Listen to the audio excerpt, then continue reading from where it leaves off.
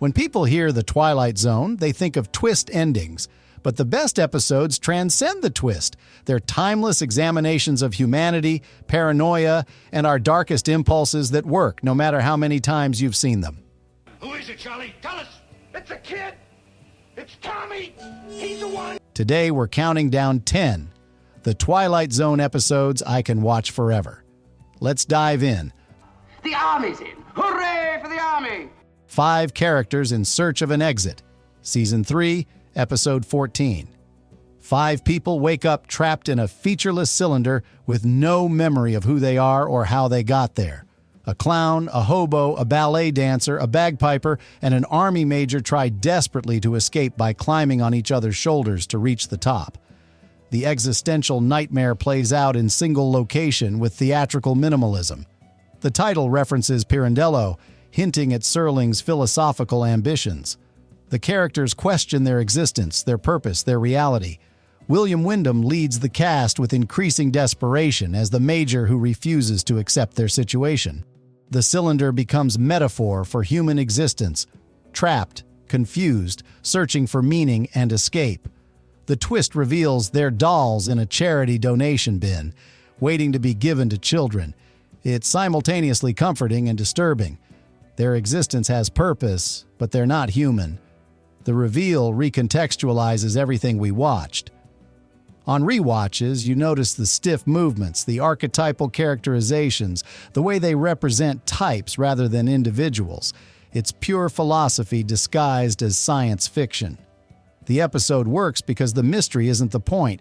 The existential questioning is what matters, and that remains powerful every viewing. Next, we shift from philosophical mystery to playful paranoia as strangers trapped in a diner try to figure out which one among them isn't human. If that certain somebody really is from outer space, they'll just go through the wall anyway. Will the real Martian please stand up? Season 2, Episode 28. A bus crashes during a snowstorm. The passengers take shelter in a remote diner. 2 state troopers investigating a reported UFO landing discover there are 7 people in the diner, but only 6 passengers were on the bus. One of them is an alien. Woman said she heard something fly over and then come down. Fly over here? From where? The paranoia builds as everyone becomes suspect. The episode is lighter than typical Zone fare. It's mystery story with science fiction twist. The ensemble cast bounces dialogue naturally, creating genuine tension through character interaction. Everyone has motive to lie. Everyone seems suspicious. The troopers try to logic their way to the truth while the passengers turn on each other. The first twist reveals the 7th man is a Martian scout for upcoming invasion. Then the double twist, the cook is actually Venusian, and his people already wiped out the Martian invasion force. It's playful rather than dark. The episode works on rewatch because you catch hints you missed. The Martian's third arm is hidden but referenced. The cook's odd behavior makes sense. It's fun, rewatchable mystery that shows Zone could do different tones. Not every episode needs to be bleak. Sometimes Serling just wanted to tell entertaining story with clever twist that makes you smile instead of disturbing you. Next, we move from playful mystery to unsettling identity crisis as a woman shopping for a gift discovers she's not what she believes. The After Hours, Season 1, Episode 34. Marcia White shops for a gold thimble on the 9th floor of a department store, but the store only has 8 floors. The empty floor contains only mannequins and one saleswoman who knows Marcia's name. How did you know my name? I've probably seen you around the store. After strange encounter, Marcia returns to complain and discovers the saleswoman was a mannequin. Then the mannequins come alive and explain the truth. Marcia is one of them. Anne Francis gives excellent performance as reality crumbles around her character.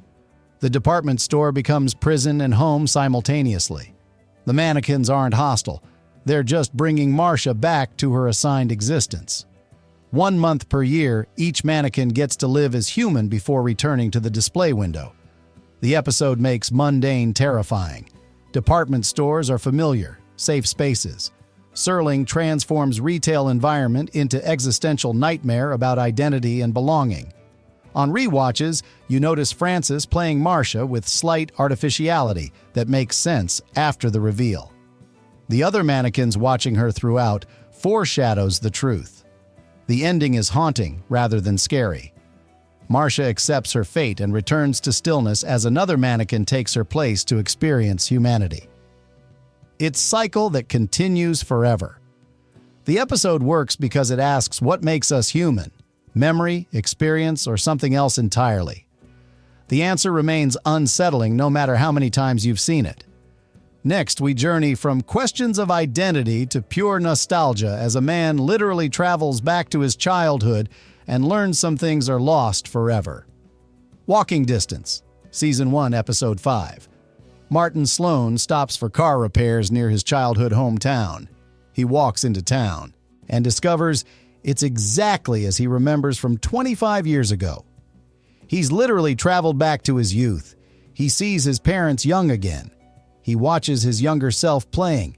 But when he tries to interact, to warn his younger self to appreciate these moments, he causes harm instead. This is the wonderful time for you. Gig Young gives beautifully melancholy performance as man who can't let go of the past. There's no monster, no alien, no supernatural threat beyond time itself. Bernard Herrmann's score is achingly beautiful. The episode is pure emotion, longing for simpler times and realization that you can't go home again. Walking Distance has no twist ending. It's straightforward meditation on nostalgia and the impossibility of return. It works on rewatches because the emotion is genuine. Every adult understands Martin's longing. We've all wished we could go back and appreciate moments we took for granted. The episode is timeless because the feeling is universal. Grown-up nostalgia, perfectly captured. Next, we go from earthbound nostalgia to airborne terror as a passenger sees something on the wing that nobody else can see or will believe. It's A Good Life, Season 3, Episode 8. 6-year-old Anthony Fremont has godlike powers. He can read minds. He can wish people into the cornfield, killing them and erasing them from existence. The entire town of Peaksville lives in absolute terror of this child. Everyone must smile. Everyone must think happy thoughts. Thinking anything Anthony dislikes means death or transformation into something horrible. Billy Mooney is genuinely unsettling as Anthony. He's not evil. He's a child with no concept of consequences or empathy. He turns a man into a jack-in-the-box for thinking bad thoughts. He makes it snow in summer, killing crops. He controls the television, forcing adults to watch what he wants. Cloris Leachman plays his aunt, her fear barely concealed behind forced smile. The ending offers no escape or hope. Anthony will never grow up. The town will never be free. He's omnipotent, and everyone is trapped. It's bleakest ending Zone ever aired on network television. The episode influenced horror forever. The evil child became archetype. On rewatches, the performances reveal layers of terror hidden behind smiles. It's deeply disturbing in ways that never fade. Still nightmare fuel 60 years later. Next, we move from child tyrant to alien cookbook as humanity's greatest hope becomes our ultimate doom through famous twist everyone knows, but still works perfectly. To Serve Man, Season 3, Episode 24. The Canamites arrive on Earth promising to end war, hunger, and suffering. They share technology that creates paradise on Earth. Humans trust them completely and begin emigrating to the Canamite homeworld for better life. Cryptographer Michael Chambers works to translate the Canamite book To Serve Man to understand their intentions. He discovers the truth too late. It's a cookbook. Lloyd Bachner's realization as he's boarding the spaceship is an iconic moment. The camera holds on his face as he shouts the warning that nobody heeds. Richard Kiel plays the Canamite in early role before becoming Jaws in James Bond films. Damon Knight's short story gets expanded beautifully by Serling's script. The twist is probably the most famous in Zone history. Everyone knows it's a cookbook, even if they've never seen the episode. Yet it still works on rewatch because the journey there is so well crafted. The paranoia builds slowly. Chambers trusts his instincts about the Canamites despite their apparent benevolence. His partner dismisses his concerns as xenophobia. Next, we examine beauty itself as a woman undergoes surgery, hoping to look normal in a society where beauty standards are horrifyingly different. Eye of the Beholder, Season 2, Episode 6. A woman's face is covered in bandages after her 11th and final surgery to make her look normal. The doctors hope this one finally worked. The state mandates conformity. Those who look different face exile. We hear her voice, see the doctor's reactions, but never see any faces clearly until the bandages come off. The reveal is iconic. She's beautiful by our standards. Actress Maxine Stewart has lovely, conventional features. But the doctors and nurses recoil in horror because in this society, pig-like snouts and distorted features are the norm. Beauty is reversed. The woman is considered hideous and must be exiled to a colony of fellow freaks. The ending offers slight hope as the woman finds community with others like her, but it's bittersweet. They're still exiles, still punished for their appearance. The episode works on every viewing because the theme is timeless. Society's cruelty toward those who look different never stops being relevant. Eye of the Beholder is Zone's most visually striking social commentary. Next, we shift from societal cruelty to personal tragedy as a man finally gets what he's always wanted, only to have it cruelly snatched away in Zone's most heartbreaking twist. Time Enough at Last, Season 1, Episode 8. Henry Bemis loves books more than anything. His nagging wife tears pages from his poetry. His boss forbids reading at work. He hides in the bank vault during lunch break to read in peace. Then nuclear war destroys civilization. Henry emerges as apparently the sole survivor surrounded by radioactive ruins. He's devastated until he finds the public library ruins, thousands of books intact. Finally, he has time enough at last to read without interruption. Then his glasses break. He's left blind in a world of books, weeping in despair. The episode is most famous twist ending in television history. The irony is perfect and cruel. Bemis gets exactly what he wished for, then loses the ability to enjoy it through simple accident. Serling punishes Bemis not for evil, but for wanting to escape the world. It's moral ambiguity that makes it work. Is this punishment deserved for ignoring his responsibilities? Or is it random cruelty in an already cruel world?